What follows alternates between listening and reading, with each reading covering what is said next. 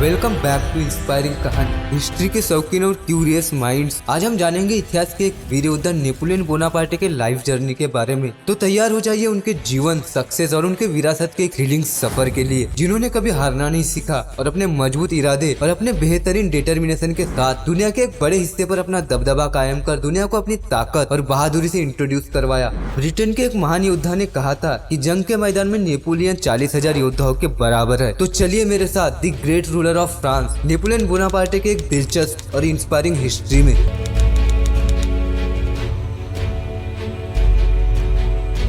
Napoleon का जन्म Corsica द्वीप के अजासियो शहर में 15 अगस्त 1769 को हुआ था। वो वकील कार्लो बोनापार्टे के 8 में से चौथी संतान थे। उनके मदर का नाम लेतिजिया रेमोलिनो था। फ्रांस ने 1768 में इटालियन द्वीप कोर्सिका को नेपोलियन के पैदा होने से 1 साल पहले जेनोआ से जीता था। तब कोर्सिका द्वीप जेनोआ सिटी के इन्फ्लुएंस के नीचे था। उनके पिता 1777 में किंग लुइस के कोर्ट में अटर्नी थे। जब फ्रांस की सेना ने कोर्सिका पर अटैक किया था तो उनके पिता वहाँ के लोकल लोगों के साथ फ्रांस के विरोध में खड़े हुए थे, लेकिन बाद में उन्होंने फ्रांस की अथॉरिटी को एक्सेप्ट कर लिया था। 9 साल की उम्र में नेपोलियन पढ़ाई के लिए फ्रांस चले आए और उनकी शुरुआती पढ़ाई ऑटोन में हुई थी।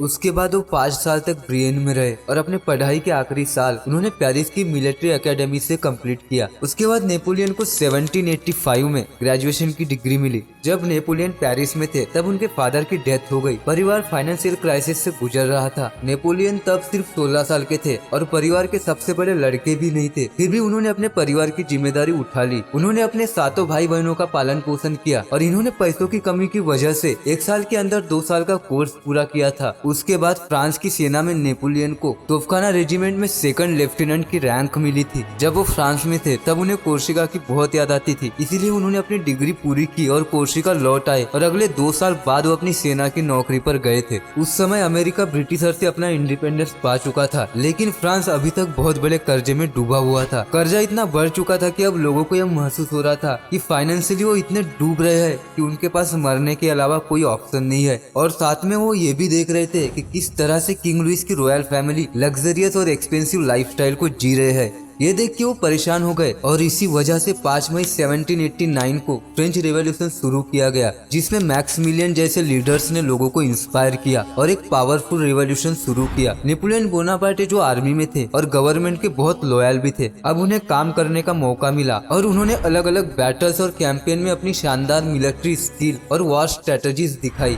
अब फ्रांस में एक नए युग की शुरुआत हो चुकी थी। इसके बाद नेपोलियन कोर्सिका लौट आए। जब नेपोलियन कोर्सिका वापस आए तो शुरुआत में उनका स्वागत बहुत प्यार से हुआ, लेकिन जब उनके छोटे भाई लुशियन बोनापार्ट ने उस समय के कोर्सियन नेता पास्कल पाउली पर ब्रिटिश एजेंट होने का आरोप लगाया, तब माहौल कुछ बदल गया, जिसकी वजह से कुछ लोग बोनापार्ट परिवार के खिलाफ हो गए, जिसकी वजह से 1793 में नेपोलियन को अपने परिवार के साथ फ्रांस भागना पड़ा। फिर एक कोर्सियन साथी की मदद से नेपोलियन को टूलोन शहर पर घेरा डाले फ्रांस सैनिक बलों में आर्टिलरी कमांडर की पोजीशन मिली। नेपोलियन ने तुरंत फ्रांस को वफादारी दिखाई। फ्रांस गवर्नमेंट के विरोधी सैनिकों ने टूलोन शहर को अंग्रेजों को सौंप दिया। टूलोन शहर जो फ्रांस के दक्षिणी एरिया में भूमध्य समुद्र के किनारे एक इम्पोर्टेंट मिलिट्री बेस था। टूलोन को फिर से जीतना फ्रांस के लिए बहुत जरूरी था। अगर उनका कंट्रोल इस शहर पर वापस नहीं होता तो ये फ्रेंच रेवोल्यूशन के लिए एक बड़ा सेटबैक होता। इस शहर को जीतने की जिम्मेदारी नेपोलियन को दी गई थी। उसने ब्रिटिश नौसेना और स्थल सेना से टक्कर लेते हुए बमबारी की और नेपोलियन ने उन्हें लड़ाई में पीछे हटने पर मजबूर कर दिया।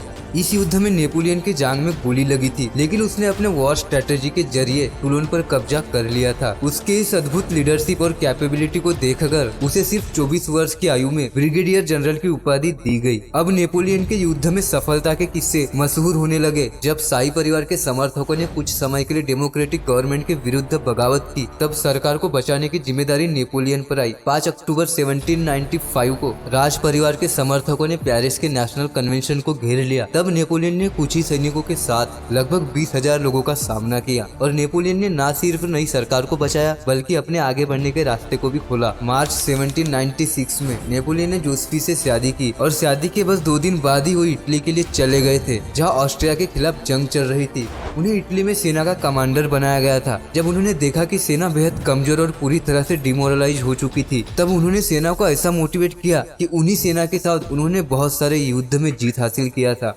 अब नेपोलियन नॉर्थ इटली के बादशाह बन गए थे और लोग सोच रहे थे कि वो किसी दूसरे लुटेरे या डिक्टेटर की तरह ना बन जाए। लेकिन नेपोलियन बहुत समझदार इंसान थे और उनका ऐसा कुछ इरादा नहीं था। लेकिन उन्होंने इटली को बहुत लूटा था। उन्होंने 45 मिलियन डॉलर के साथ साथ सोना, चांदी और प्राइसलेस पेंटिंग तक के लूट लिए थे। सिर्फ एक साल के अंदर ही नेपोलियन का नाम इतनी ऊंचाइयों तक पहुंच गया था और इटली में उनके बहुत अच्छे दिन बीत रहे थे। नेपोलियन ने धीरे धीरे अपने अगेंस्ट बहुत से देशों को जीत लिया था, लेकिन अब सिर्फ ब्रिटेन ही बाकी था जो उसके खिलाफ बहुत मजबूत था। नेपोलियन ने सीधे ब्रिटेन पर हमला ना करके उसने इजिप्ट पर हमला किया, क्योंकि वहाँ ब्रिटिश का प्रभाव ज्यादा था। वहाँ उनके विशाल व्यापारिक मार्ग थे। नेपोलियन भारत और ब्रिटेन के बीच का व्यापार रोकना चाहते थे और ब्रिटेन को समझौता करने पर मजबूर करना चाहते थे। इसलिए नेपोलियन ने उनकी नौसेना को खत्म करने का प्लान किया था। लेकिन ये प्लान नेपोलियन बोनापार्ट के लिए बड़ा डिजास्टर साबित हुआ। 1 जुलाई 1798 को नेपोलियन मिडिल ईस्ट गए थे और उनका उद्देश्य था कि पूरी तरह से ब्रिटेन को जीतना और उनकी नेवी को खत्म करना। पहले उन्होंने बैटल ऑफ पिरामिड्स लड़ा था। ये वार तो जीत गए, लेकिन उनका इसमें बहुत ज्यादा नुकसान हुआ। लेकिन बैटल ऑफ द नाइल में एडमिरल नेल्सन की ब्रिटिश नेवी फ्लीट ने पूरे फ्रांस के फ्लीट को बर्बाद कर दिया। ये हारी हुई लड़ाई ने नेपोलियन को बहुत ज्यादा निराश किया। उनका सपना था कि फ्रांस साम्राज्य को पूर्वी दुनिया में बढ़ाने का और ब्रिटेन को पूरी तरह से हराने का, लेकिन वो टूट गया। फ्रांस के लोगों ने नेपोलियन के इस हार पर हंसी उड़ाई, लेकिन उन्हें इससे कोई फर्क नहीं पड़ता था, क्योंकि सिर्फ ब्रिटिश ही उनके विरोध में बचा था। बाकी सबको तो उन्होंने हरा दिया था। 1799 में नेपोलियन ने पूरी तरह से फ्रांस का कानून बदल दिया और फ्रांस के कंट्रोल को अपने हाथ में ले लिया। वो एक डिक्टेटर बन गए, लेकिन उन्होंने फ्रांस के लिए बहुत कुछ किया। फ्रांस की कंडीशन बहुत ही खराब थी जब उन्होंने सत्ता हासिल की, पर उन्होंने देश की इकोनॉमी और सारी मुश्किलों को ठीक कर दिया था। कुछ समय बाद फ्रांस का सबसे पुराना दुश्मन ऑस्ट्रिया फिर से फ्रांस के खिलाफ वार में उतर आया। इसमें बोनापार्ट ने अपने 40,000 सैनिकों के साथ ऑस्ट्रिया के खिलाफ बैटल लड़ी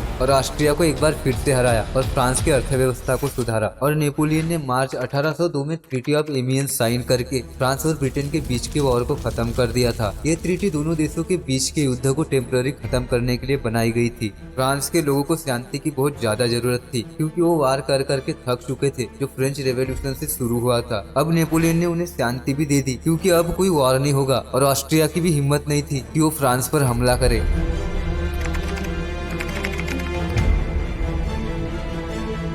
अब समय आ गया था जब नेपोलियन ने अपने आप को फ्रांस का राजा घोषित किया और ये सब 2 दिसंबर 1804 को हुआ था। उसने अपने कोरोनेशन के लिए सबसे पहले पॉप को बुलाया था और जोसेफिन को अपनी रानी बनाया। ऑस्ट्रिया, फ्रांस और ब्रिटेन ने एक अलायंस बनाया था, लेकिन बाद में उन्होंने उस अलायंस को तोड़ दिया और वॉर शुरू किया। ब्रिटेन ने ट्रीटी ऑफ एमियंस को तोड़ दिया और ऑफिशियली वॉर डिक्लेयर कर दिया। बैटल ऑफ ट्रैफलगार में ब्रिटिश नेवी ने फ्रांस नेवी को जबरदस्त तरीके से हरा दिया था। ब्रिटिश रॉयल नेवी, जो कि एडमिरल लॉर्ड नेल्सन की कमांड में थी, उस वक्त रॉयल नेवी बहुत पावरफुल थी। इसको हराना नेपोलियन के लिए बहुत ज्यादा मुश्किल था।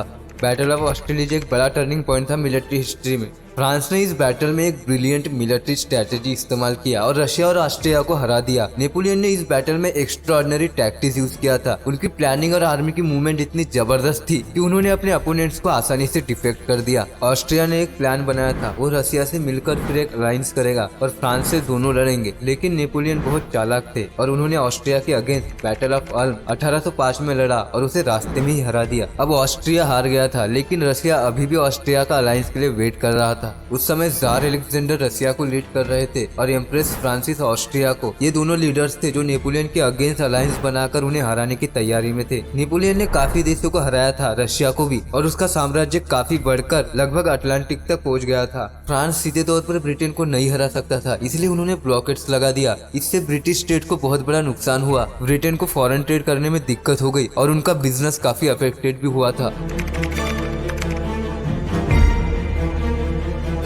उस समय रशिया ने फ्रांस के साथ 1807 में ट्रीटी ऑफ टिलसिट साइन किया था। इसमें फ्रांस और रशिया के बीच शांति और फ्रेंडशिप को प्रमोट किया गया था, जिससे रशिया फ्रांस के साथ अलायंस हो गई थी। लेकिन नेपोलियन की ताकत बढ़ने के बाद रशिया इस अलायंस से खुश नहीं था। नेपोलियन की ताकत बढ़ने के साथ साथ अब उन्हें जीतने की आदत लग चुकी थी। उन्हें हर हाल में ब्रिटेन को जीतना ही था और बाद में यही उनका जीतने का माइंडसेट उनके हार का कारण बना। 1810 में नेपोलियन ने जोसेफिन से तलाक लेने के बाद ऑस्ट्रिया के राजा फ्रांसिस की बेटी मैरी लुइस से शादी की और जल्दी उन्हें एक बेटा हुआ। उन्होंने अपने बेटे का नाम भी अपने नाम पर ही रखा। इसके बाद भी बहुत से वार हुए, कुछ फ्रांस जीता और यही कॉन्टिनेंटल सिलसिला चलता रहा। कॉन्टिनेंटल सिस्टम यह एक नेपोलियन बोनापार्ट की पॉलिसी थी जिसमें उन्होंने यूरोप में ब्रिटिश ट्रेड को बंद किया ताकि ब्रिटेन को अपने गुड्स को यूरोप तक पहुंचाने में प्रॉब्लम हो। यह ब्रिटिश इकोनॉमी पावर को कमजोर करने के लिए बनाई गई थी। लेकिन कुछ समय बाद रशिया ने अपने आप को इस सिस्टम से अलग कर लिया था, जिसकी वजह से नेपोलियन ने डिसाइड किया कि उन्हें अब रशिया पर अटैक करना चाहिए और नेपोलियन ने अपनी आर्मी को रशिया के अंदर भेज दिया। लेकिन उन्होंने यह बहुत बड़ी गलती की और आगे चलकर यही गलती हिटलर ने भी की थी। नेपोलियन ने रशिया के क्लाइमेट को समझने में गलती की, जिसका रिजल्ट भी बहुत बुरा रहा। जब वो अंदर गए तब रशिया का टेम्परेचर 0 डिग्री सेल्सियस के नीचे चला गया था और रशिया इस बात को अच्छे से समझ गया था कि उनके क्लाइमेट को समझना बहुत कठिन है। इसलिए उन्होंने स्ट्रेटेजी अपनाई और नेपोलियन को अंदर आने दिया। उनका यह मानना था कि जितना ये लोग अंदर आएंगे उतनी ही इनको प्रॉब्लम होगी और ऐसा ही हुआ। जब नेपोलियन की आर्मी मॉस्को तक पहुंची तो देखा कि वहां के सभी लोग शहर छोड़ चुके हैं और सिचुएशन बहुत खराब है। इसीलिए नेपोलियन की आर्मी जहां भी जाती थी वहां आग लगा दी, लेकिन इसका कोई फायदा नहीं हुआ। फिर आया बैटल ऑफ बोरोडिनो जो 7 सितंबर 1812 को लड़ा गया था। यह लड़ाई इतनी भयानक थी कि इसमें फ्रांस को बहुत ज्यादा नुकसान हुआ और उनकी हालत बहुत ज्यादा खराब हो गई थी। उसके बाद फ्रांस की आर्मी रशिया से भागी। रशिया ने इतनी जबरदस्त वापसी की थी कि फ्रांस की सिचुएशन और भी बिगड़ गई। जब नेपोलियन अपने सोल्जर के साथ रशिया से वापस लौट रहे थे तब टेम्परेचर 0 डिग्री सेल्सियस के नीचे चला गया था और उनकी हालत बहुत ज्यादा खराब हो गई थी। उनके आर्मी का आधे से ज्यादा हिस्सा मर चुका था। उनके सोल्जर को खाने पीने की सप्लाई नहीं मिल रही थी और ठंड से लड़ते हुए उनकी हालत और भी खराब हो रही थी। नेपोलियन के सोल्जर्स को बहुत ज्यादा परेशानी हो रही थी और उनके साथ चल रहे लोग मर रहे थे,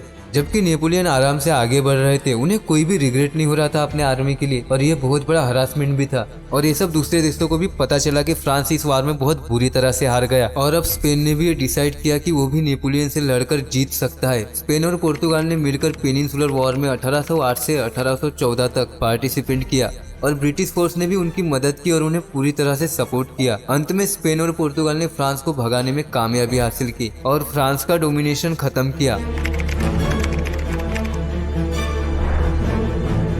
बैटल ऑफ नेशन 1813 में हुई थी। इस लड़ाई में 5 मेजर यूरोपियन नेशन ने एक साथ अलायंस बनाया था। ये सब मिलके फ्रांस के खिलाफ लड़ने आए थे और इस बैटल में नेपोलियन को काफी बुरी तरह से हरा भी दिया था और नेपोलियन को 6 अप्रैल 1814 में एग्जाइल कर दिया गया। उन्हें मेडिटेरियन समुद्र के एक छोटे एल्बा आइसलैंड पर भेज दिया गया। एल्बा आइसलैंड पर लगभग 10 महीने रहने के बाद नेपोलियन ने सुना कि फ्रांस के किंग लुइस का एडमिनिस्ट्रेशन लोगों को अच्छा नहीं लग रहा है। जब नेपोलियन को यह पता चला तो उन्होंने मौका हाथ से जाने नहीं दिया और वो वहां से भागकर फ्रांस वापस आ गए। और जब वो वापस आए तो उनका स्वागत किया गया और उनका वापस आना उनके सपोर्टर्स के लिए खुशी का मौका था और किंग लुइस को भगाने में नेपोलियन के प्लान ने अच्छे से काम किया। बैटल ऑफ वाटरलू 1815 में बेल्जियम के वाटरलू में लड़ी गई थी। नेपोलियन ने फिर से अपने पुराने दुश्मन जैसे रशिया, ब्रिटेन और ऑस्ट्रिया पर अटैक करना शुरू किया, लेकिन इस बार इन अटैक से कोई फायदा नहीं हुआ क्योंकि नेपोलियन की जो आर्मी थी वो पहले से तैयार नहीं थी और उनकी स्ट्रेटेजीज में कुछ प्रॉब्लम आ गई थी और उनके अगेंस्ट की अलायंस ब्रिटिश, डच, पर्शियन और दूसरे यूरोपियन नेशन से बनी थी। उन्होंने नेपोलियन को हराने में कामयाबी हासिल की और नेपोलियन को हार का सामना करना पड़ा। इस बैटल से नेपोलियन का मिलिट्री करियर खत्म हो गया और उसके बाद उसे फिर से एक्साइल कर दिया गया। लेकिन नेपोलियन ने अकेले ही पूरी दुनिया को दिखाया था कि उसका स्टेटस कितना ऊंचा था और उसने सबको अपने सामने झुकाया था। ब्रिटेन भी एक समय पर हार ही गया था। नेपोलियन को सेंट हेलेना भेज दिया गया था। ये जगह साउथ अटलांटिक ओशियन में है और चारों तरफ से समुद्र से घिरी हुई है। वहाँ से बचना मुश्किल था और ना ही उन्हें अपने परिवार से मिलने दिया गया और ना ही उनकी कोई खबर दी गई अगले 6 साल तक फ्रांस में। और सबसे दुखद बात 5 मई 1821 को उनकी स्टमक कैंसर की वजह से डेथ हो गई। तो बस आज के लिए इतना। अगर आपको वीडियो पसंद आई होगी तो लाइक्स और कमेंट्स करके बता सकते हो और ऐसी वीडियो देखने के लिए हमारे चैनल को जरूर सब्सक्राइब करें और आपके पास थोड़ा और समय होगा तो हमारी ये वीडियो भी चेक कर सकते हो।